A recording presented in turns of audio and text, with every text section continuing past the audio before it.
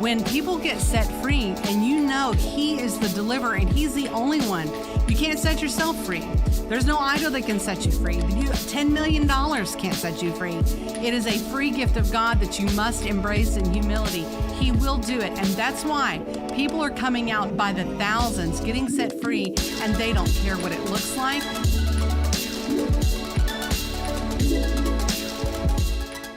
Hi, welcome to Pastors Connect. I'm Lisa Piper, and got with me Rick Hahn. We put up today on Facebook, we're going to be talking about how to say no when you're afraid, too fearful, or taking on false responsibility. And Rick and I have been busy. Now, this is the old. I think it came out in 1992. This may have been the original. I lost the cover for it. But this is Boundaries by Dr. Henry Cloud and Dr. John Townsend. Yep. It is such a good book. It's a very good read. It's a little bit thick for those that don't like the thick ones, but we're going to talk to you today. Sometimes some of us don't know when to say yes and we don't know when to say no. That's true. And we get ourselves in trouble. And before I talk to you about the first part of the book, I first read a book called The 1 Minute Manager Meets the Monkey.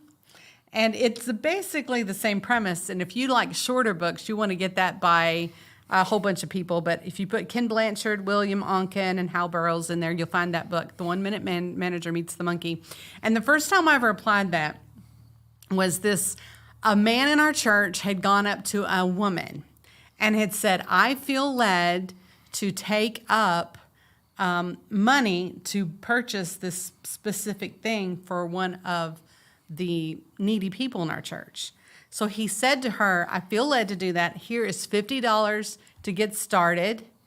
I appreciate, I'm glad it's going to get done. What he did was he felt the desire, the calling to raise the money. Yes. But it's like a monkey. Work is the monkey analogy in this. So he takes his calling God has given to him and he hands his little monkey to the woman, gives her $50. So she comes up to me.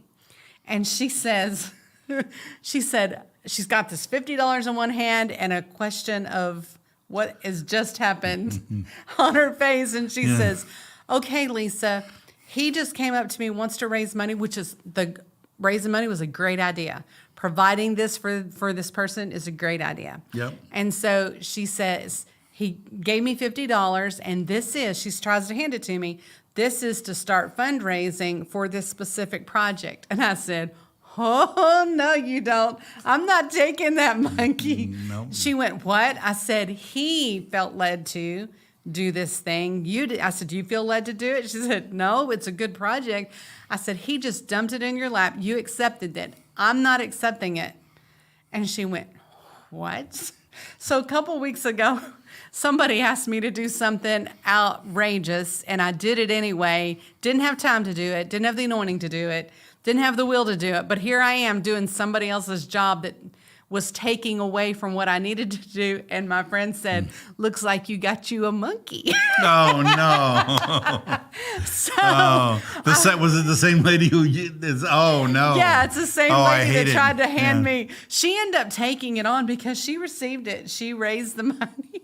It was a good project, but I was like, oh, no. Well, that's awful. It's all for a good cause, but I run into that all the time. And I know. And when I come up with something, oftentimes when it comes to raising funds, I look at my own account and go, can I give that money? All of it? Because all I want to see is it done. Yeah. I don't want to go from person to person and have to get nickels and dimes together in order to raise enough money. I hate that. Yeah, well, in church, that happens a lot. Probably other organizations, somebody comes up with a great idea and just comes and dumps it. Well, if you get the great idea, that means, or God may be using you to do something about it. So, and even as a writer, there are people that will come up and say, I've got a great idea for you to write this book.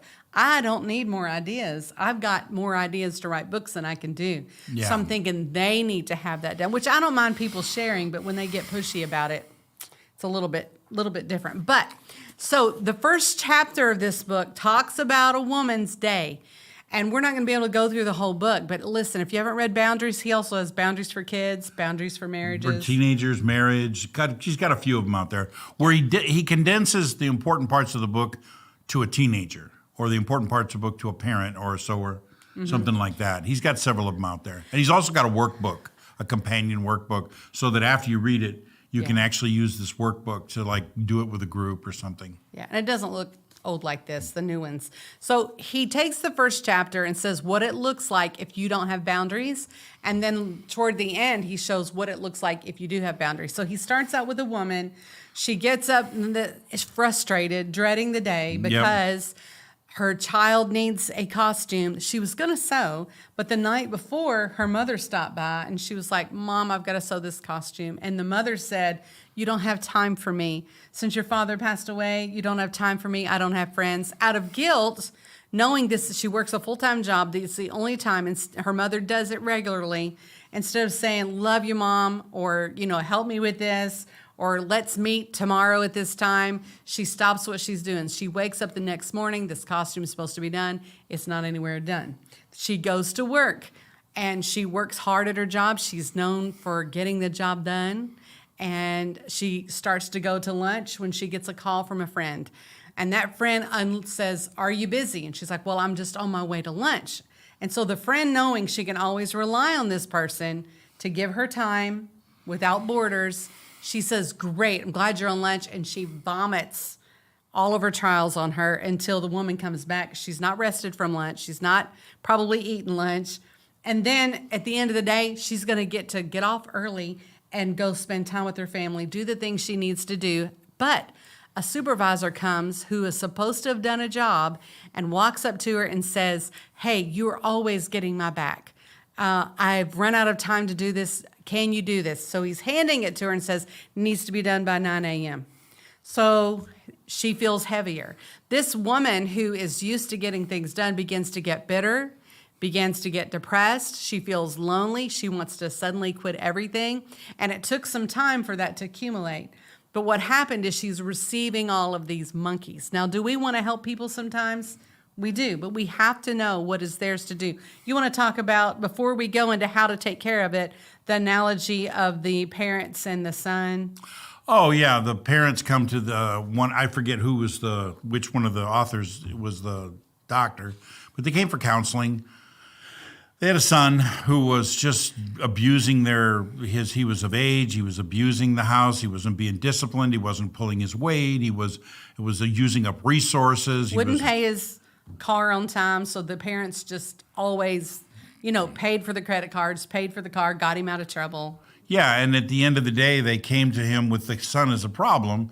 But the son didn't go. They got an appointment. The son didn't go to the appointment, but the parents did because they wanted help for the son. And the psychologist said, and they ended their whole story with, and he says it's our problem.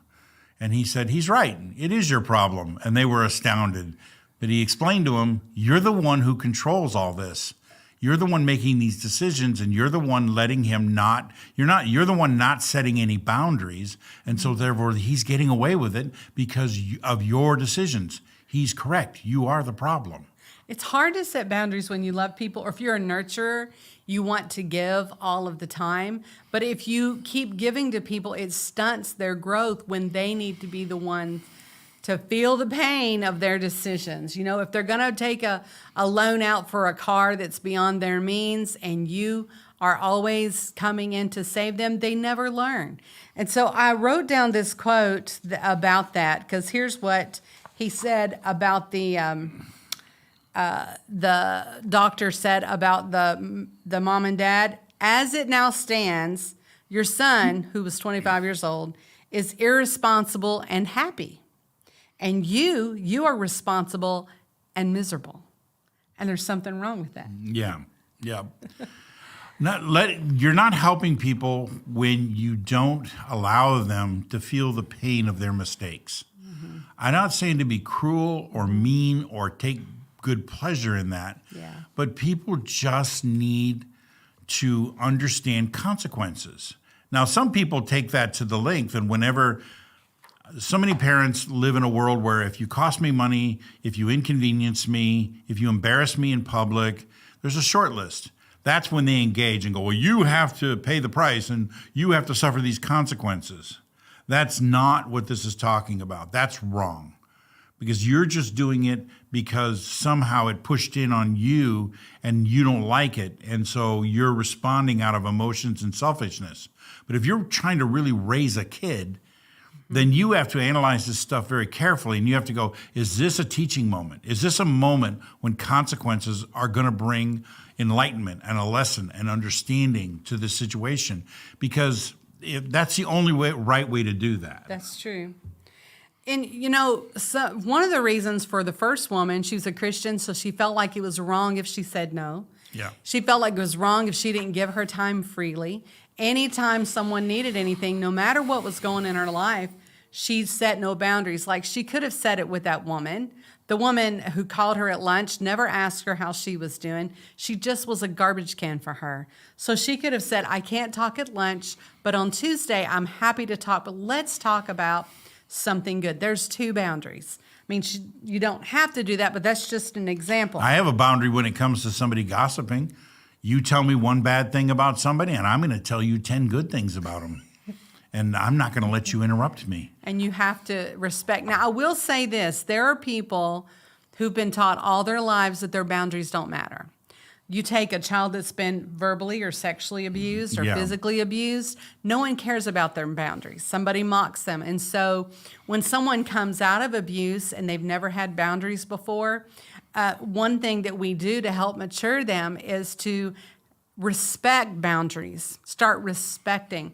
I met this little boy that came out of neglect and abuse, and this foster family that was with him was just like wanted to hug him, wanted to love him, and didn't ask for permission. Well, the thing is, he allowed it, but there was fear in his eyes.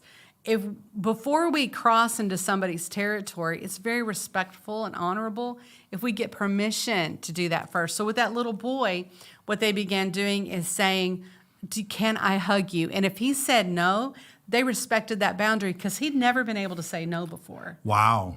Okay. So respecting people's boundaries is one way to honor. The wonderful thing is, do you know that God respects our boundaries even if they're faulty? You know how you know you're about to cross somebody's boundaries? When you're engaged in a conversation with them and you're in this negotiation for who's going to do what or what situation's at hand, and you notice you're never looking them in the eye. If you're constantly looking around, pretty good chance you're not respecting their boundaries. Because if you're trying to really read what people need or want or are communicating, if you're really focused on figuring out what's at hand, you will look people right in the eye because it's one of the best indicators of what's going on in their life. And when you're just, hey, and we got to get this work done, and I've already talked to so-and-so and so-and-so, and I was counting on your help, and you're doing this bob and weave, and never once looking that person in the eye. What you're saying is, and I don't give a rip about your concerns. You just got to help me get this done. But when somebody looks you right in the eye and says, this is important, and I really want to get this done, the pastor's asking for it, what do you think? And you look them in the eye. How can you help? Do you have any time for this? You start asking questions, and you're looking right in their eyeball. Now I know you're a person who will respect my boundary. That could happen. Yeah. Well, there's other reasons why people don't or people that are not able to say no. It is they haven't set boundaries. Number two, they have a fear of man. Now, when you first start setting boundaries, it's true. People that have had a free reign with you can ask you anything at any point in any time. And the first time you say, I don't have time for that, they may be upset. But there is a cost to begin setting the boundaries. Not everybody's going to like it, but God can lead you and direct you through that. And the authors in the book talk about just doing one little boundary at a time, setting that up until you're strong enough to set another boundary and say no. Or I have one of my friends, she goes to church here. I'm going to tell her name. Y'all want to hear who did this? Kim Mentzer. She taught me so much because I was overwhelmed. I had a bunch of monkeys on my back, and I needed some people to take some leadership roles. And the thing about it is she'll do anything. I mean, you ask her to do a song, she's going to learn it. She's just so great. But she did set some boundaries with me, and I was confused when she first did it. But I appreciate it, and then I applied it to my own life. I asked her to do something. I don't remember what it was, but let's say I said, can you do this Monday and Tuesday? And she said, Lisa, I can do this on Tuesday, and if you need me to do it on Sunday. Well, I pushed a little harder because I thought she didn't understand the question. And this isn't what I asked her, but let's say I said, can you do this on Monday or Tuesday? And she repeated again what she could do. I can do this on Tuesday or Sunday. And then finally I was like, okay, she's either going to do this on Tuesday and Sunday. Again, I don't remember the content, but that's just like an analogy. And after that, I thought, gosh, there is such joy in me in knowing what she can do. She wasn't resentful about that. And that's another thing. Oftentimes when we say no, when we should say yes, or yes when we say no, there can be a bitterness that comes up. And the Bible talks about what you do to do joyfully. Now I'm going to read a piece from the book. The Bible warns us about giving to others reluctantly or under compulsion. 2 Corinthians 9:7. People with poor boundaries struggle with saying no to the control, pressure, demands, and sometimes the real needs of others. They feel that if they say no to someone, they will endanger their relationship with that person, so they passively comply but inwardly resent. And I notice I have been resentful before. I'm working on it, on things that I was, on the outside, I wanted to be a good servant. I wanted to do the right things. But then I noticed I wasn't getting the other things I needed to be done, and the resentment was rising up. Well, it's nobody else's fault but mine because I had no boundaries. I had no borders. And he goes on to describe that there's a difference between walls and borders. Yes. We don't want walls with people, but we do want to set our boundaries with people. People can come and go through a border as long as they have met the criteria to go through that border. But a wall is just a wall. No one goes in, no one goes out. Yeah. A wall is a prison. It is. And he says that feelings should neither be ignored nor placed in charge. Pastor Jones says feelings are a good servant, but a terrible master. Yes. And I don't think that we should say just because we have a feeling with that, we ignore it, because some feelings are an alarm sometimes that there's something going on. I had a friend who taught me so much in one conversation. He revolutionized my life, and it was so quick, and it was very fast. And I just never thought of it the way he said it. And I counseled it many times, and I do it many times like this. To set a boundary correctly with some people when they are out of control. Because some of the people, when you're a poor boundary setter, some people are just out of control at pushing in your boundaries. Yeah, it's just off the chain. I was pushing his boundaries off of a cliff. I mean, I had that guy in Thelma and Louise mode. And I can imagine you doing that because you've got a strong personality. I didn't even realize I was doing that. And I was being very correcting and condescending at the same time. But this man cared about me. He was a friend. So he was being instead of getting mad or getting angry, his feelings were getting hurt. Oh. And so what he said to me was just life-changing. He looked at me and said, Rick, you have no idea how bad that makes me feel. You have no idea what that does to me on the inside when you talk to me like that. Oh, wow. And he stopped me dead in my tracks. Usually people get mad and they start fighting with you, or they stomp off and ignore you, or they just find some other passive-aggressive way to not do what you want them to do. But this guy was honest, and that's why he's still my friend to this day. He was honest, and he just said, you're not appreciating in the least bit how bad that hurts and how that makes me feel. And I am a person who tries to be very compassionate when it comes to feelings. And all of a sudden, I was stopped dead in my tracks. And for a few minutes, I had to go, oh, wow, sit down. We weren't even sitting down. I said, sit down. We were in my office. I said, you got to talk to me. Help me. What did I do wrong here? Let's have a conversation. And that was the turning of the road. From now on, when people are up against these kind of what I call verbal bullies, like I was doing, I ask them, make sure you communicate how that makes you feel. You have a right to let people know when you're hurting or when somebody is crossing over into your free will and damaging your self-esteem, just causing you pain and suffering. You have a right to communicate that. There's nothing wrong with that. It's not weak. And I also do the same thing myself. People always, most of the time, unless somebody's just totally off the chain, when you stop them and tell them they're literally causing you pain, they will usually stop. They may not understand what they're doing wrong, but they'll stop. Yeah. If they start mocking or that's not a friend anyway. That's not somebody with you love. need to lose those people. If somebody goes, come on, suck it up, Buttercup, get a helmet. You need to say, oh, I might need to rethink this guy in my friend circle. We were in a meeting a while ago, and Pastor Sue McDonald was saying something that Pastor Chris says. And he says that don't ask God to do what he's already done or what he's told you to do. And I think when we start setting boundaries, because we want to be, as believers, we love people. We want to do things for people. But not at the expense of crippling them by them or them abusing our boundaries. Right. But if it's someone asks for something and they're incapable of doing it, I think I'd be more likely to say, okay, if it's important, let's see a way to do this. But if someone asks you to do something they are capable of doing and they have the time and resources to do, that would be a pretty good indicator that you need to put up a boundary, especially if they're crossing. They see that you have 5 things on your plate.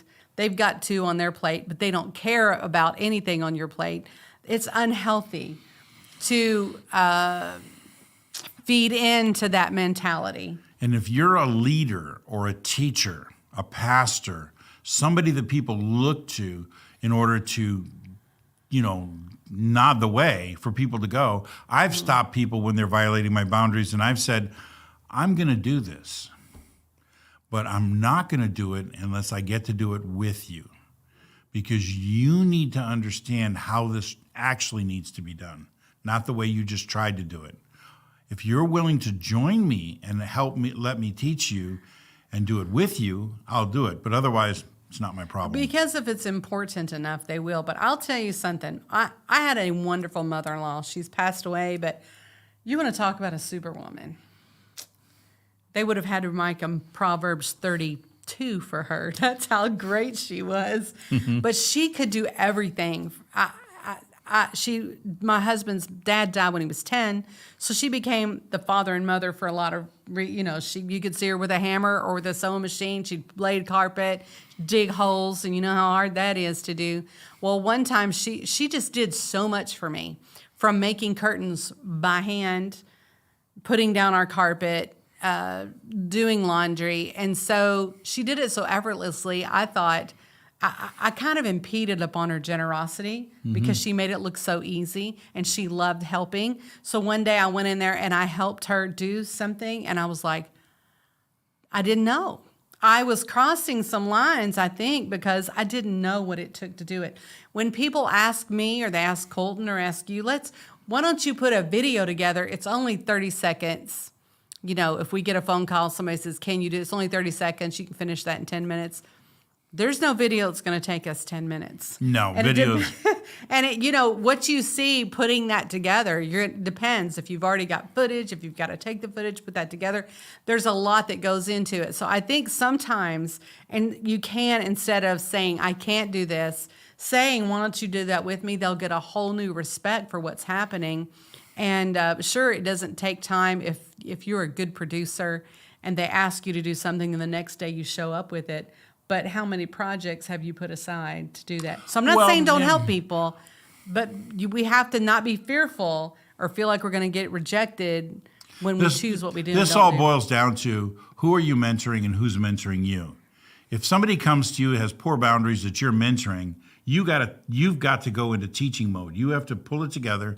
Sometimes before I can teach something, I run into something with somebody I'm mentoring and I go, oh, well, I got to go to my mentor and find out how to do that first. And then I come back and mentor them. And what that means for boundaries is, when you're teaching boundaries, sometimes somebody approaches you with something and you just know you just know way down in your knower that something needs to be known that isn't known. And you just get a feeling, you just get a check by the Spirit. Yeah. And you have to go. Don't be afraid to stop. Don't screw up a relationship. Don't cross somebody just because you saw a video on YouTube. Go and read the book. Go talk to your mentor and bring these things up and get some learning and get some in compassion and some understanding. And then present your need or your need to teach, or you're trying to mentor somebody. Go in armed. So many times we just think, well, I'm the mentor, I'm supposed to know. And we just go, and I saw this video on YouTube, Lisa and Rick. So no, and we don't have any idea what we're doing. Yeah. Read the book, spend some time. Yeah, it is. And have a good mentor in your life who understands boundaries. That's the most helpful part. Seeing it in action is probably the most helpful. It is. And if you get around some people that know how to do it, like Kim was great with me. One of the problems with children today is we haven't set boundaries for them. Now people are fearful of rejection from their kids, fearful of how other people are going to perceive it, but kids need boundaries. They need to know what's safe. And a lot of times I'll have parents say to me, my kid's a wild child. I can't bring them to church. Well, what my daughter-in-law did is she prepared the children for church. So what she did early in their life is she would get a blanket, and one of them had a chair, and she would say, okay, we're going to practice being still. So she would give them a book, and she would train them at a very early age. And if they tried to get off of the couch, she would say, this is quiet time. We only sit and we read. They couldn't even read at the time. And she started with like a minute or less. And then she would do that for a week, and then she would build that up. Next week's 2 minutes. Mm-hmm. And then to the point that she could take this blanket to the park or to wherever and put the blanket and say, this is quiet time. They would stay on that blanket. She didn't have to worry about them running anywhere. When it came to church, she'd already had them sitting in a chair, learning how to sit still. And so now they have 4 kids, so it's very good. They all know how to sit still. And so they were already trained. But if you have children with no boundaries, the whole world is their oyster. And then you come into church or go to school and places where they need to have discipline. They don't, because they have no boundaries. But there are adults the same way. Now, I put up here about the fear of saying no, and also the fear of having false responsibility. Yeah. So as we wrap this up, I just want to say, when someone hands you something that's not your responsibility and you know it, I'm talking about the things that, if you don't do it, this person's going to be in trouble. My husband, years ago, I've heard this quote since then, but he said, your procrastination does not constitute my emergency. Now, I may, for the first time, help someone and say, I don't want you to be in trouble, but you need to know, here's my boundary. The next time you have something due on Friday, you need to start on Monday. You know that it's due, and I'm not going to give you assistance. Or if you spend all of your money on lottery tickets or pop or whatever, and you don't have anything by Friday, I'm not giving you an extra $5, $10, $20, whatever it is. I'm not giving you this to pad you. Then when you always say what you mean and mean what you say. And so when it comes and they break that boundary and they're like, it's Thursday, can you help me? I told you the last time, if you didn't start this early, I'm not going to be able to help. They may get angry, but they're not going to do that again. Same thing if they want money. I'm not going to get anything to drink today. They won't die if they have to drink water that day. Yeah. And so you have to fulfill that. There's a man in the book where his wife was late all of the time, and they were missing stuff. And so he'd been reading about boundaries.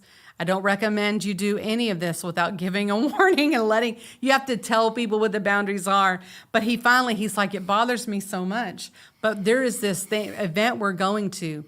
We are going to leave at exactly 2:00. If you come down at 2:30, I'm not going to be here. But he did that. He built up to that.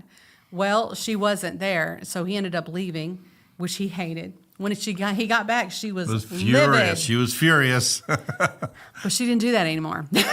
We allow a lot of things around us because we haven't set the boundaries. And I'm not saying that it's easy. But when it comes to fear, I would say find out why you're fearful. Are you fearful of saying no because of rejection, or did you say no and you were slapped down as a kid? Or are you fearful of mockery? Find out what that is and submit that to God. Everything to Him. God's not given us a spirit of fear or timidity, of power and love and a sound mind. And there's no sound mind in being used and abused. And there's no sound mind in not having borders. So at the end, when this woman begins putting borders into place, she had to put them with her husband, at work. She began slowly. The next time she got up, she was at peace. That woman stopped calling her period unless she was going to listen to her. Right, yeah. And, Her husband started helping around the house. Yeah, and then she got promoted. They finally found out that she was the reason that the supervisor did so well. And once she stopped helping him, he actually became her subordinate. Yes. So not saying it's going to happen to you, but it's a pretty, I just ruined the end of the book for you. Well, here's the bottom line. The only thing different than all the stuff we've said, the one thing that I recommend is that find a mentor who understands boundaries, even if it's someone who mentors you now, who reads the book with you. Establish a relationship, because when you look at somebody who has no boundaries, it's crystal clear. But when you're trying to sort it out for yourself, not always so clear. Yeah. It really helps if you've got a buddy in this thing, if you've got somebody who understands what you're doing, who's in your life, whether it's your partner or you're at work or wherever you're at your church. Get somebody on board with you on this. Life is horrible trying to do it always alone. Yeah. You know, don't be the grand warrior and just, I will do this boundaries book. How about you and your husband reading the boundaries book, or you and your friend at church, or you and your coworker? It's much easier if you've got some support. I actually have, I deal with married couples with freedom and restoration. And I have a couple that they're maybe one of the most difficult ones I've dealt with.